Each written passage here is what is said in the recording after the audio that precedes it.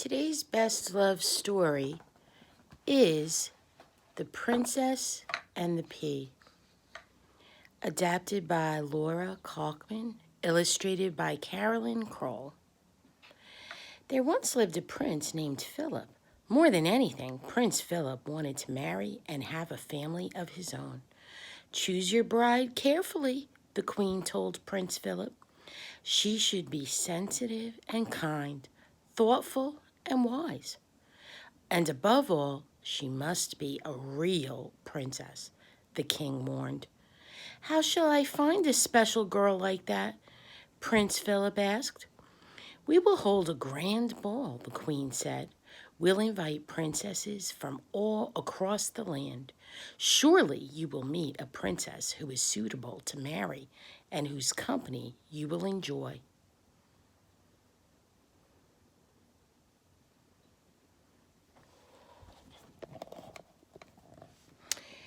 The day of the ball arrived. Many princesses came. The girls wore pretty gowns. Some wore green gowns. Some wore red gowns.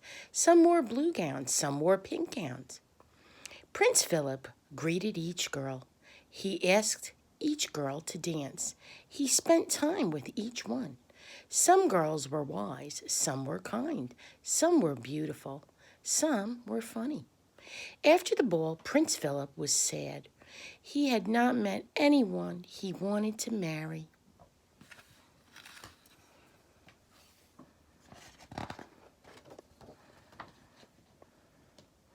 A few days later, a horse-drawn carriage was traveling near the palace.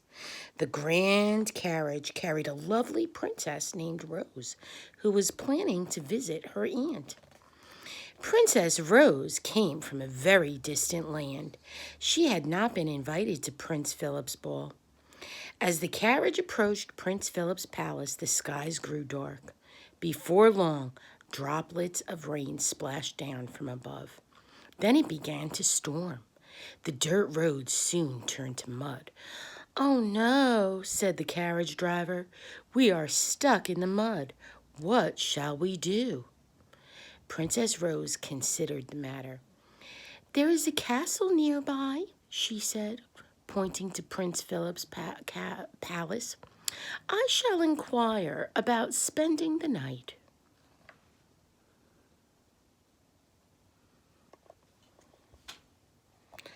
Princess Rose walked to the palace. A light outside led the way. It rained harder. Her shoes were wet. Her dress was wet. Her hair was wet too. It rained even harder. The ground was very muddy. Her shoes were muddy. Her dress was muddy too. The princess finally reached the castle. She knocked at the door. The queen opened the door. The queen was surprised to see a wet, muddy girl. "Pardon me, dear lady," said Princess Rose. "We are stuck in the mud. May we please spend the night?"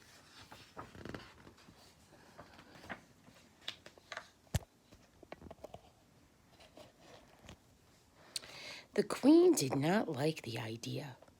She was about to say no when Prince Philip peered over his mother's shoulder. The prince thought the girl was beautiful. Even though her hair and clothes were wet, she had a lovely smile and a pleasant voice. "Of course you may," Prince Philip said. His mother reluctantly agreed. The queen sent for towels and fresh clothes. "What is your name?" the queen asked the girl. "I am Princess Rose," she replied. "I am on my way to visit my aunt." The queen did not believe the girl was really a princess. After all, the girl was wet and covered with mud. The king agreed with the queen. "No princess would ever let herself get so dirty," the king said. Prince Philip, however, believed the girl. He thought she was enchanting. Quickly, the queen called to her servant. "Prepare a special bed for the girl," she whispered. "We must see if she is really a princess." The servant nodded knowingly. Prince Philip led Princess Rose to her room. She was astonished when she saw the grand bed that had been prepared for her. Princess Rose had never seen such a fancy bed in all her life. And look at that. There's even a ladder leading up to it. The bed was tall. It had 20 fluffy mattresses. It had 20 fluffy quilts. The bed had a fluffy pillow too. The fluffy mattresses were on the bottom.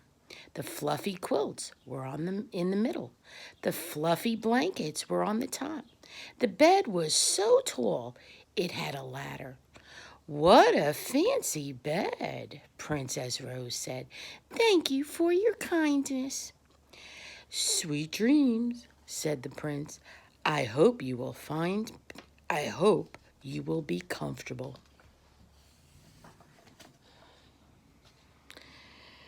Princess Rose put on the lovely nightgown the queen had provided. She was quite tired. After her long day's journey, she looked forward to a cozy night's sleep. Princess Rose climbed the ladder to the top of the tall, tall bed. The princess admired all of the lovely quilts and blankets. One quilt had pink and yellow stripes. One was yellow with purple polka dots. One was blue with pink triangles. The fluffy blankets had all of the colors of the rainbow. "What a wonderful bed," Princess Rose thought. Princess Rose rested her head on a pink fluffy pillow and closed her eyes. Before long, however, she began to toss and turn. The princess was very uncomfortable. She tried and tried, but she just could not sleep.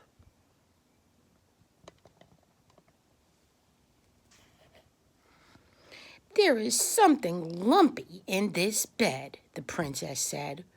"There is something bumpy in this bed," she cried.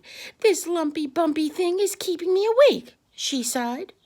Princess Rose was very tired, but she could not sleep. The lumpy, bumpy thing kept her awake all night. "Could it be a rock?" the princess thought. "Could it be a bowl?" she said. "Could it be a ball?" she cried. "Could it be a lump of coal?" she sighed. Princess Rose climbed down the ladder. What was the lumpy, bumpy thing in her tall, cozy bed? The next morning, Princess Rose met Prince Philip and his parents for breakfast.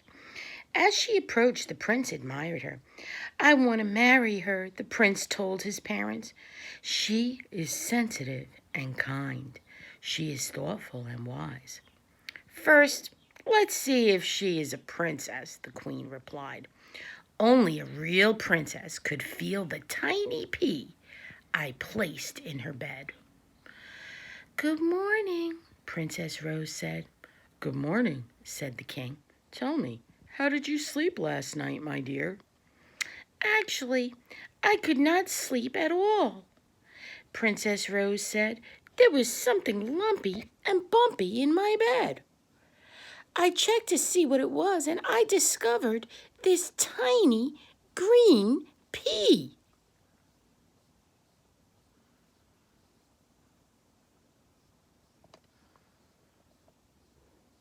The queen was happy. The king was happy. Prince Philip was not surprised at all. Prince Philip knew that Rose was special all along. The queen had hidden the pea under all the mattresses.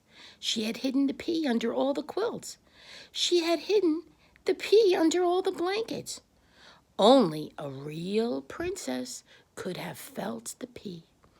"You are a sensitive girl," said the queen. "You are a thoughtful girl," said the king. "And you are very wise, too," said Prince Philip. "Princess Rose, will you marry me?" "I will," said Princess Rose.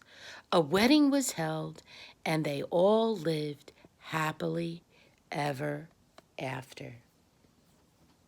The end.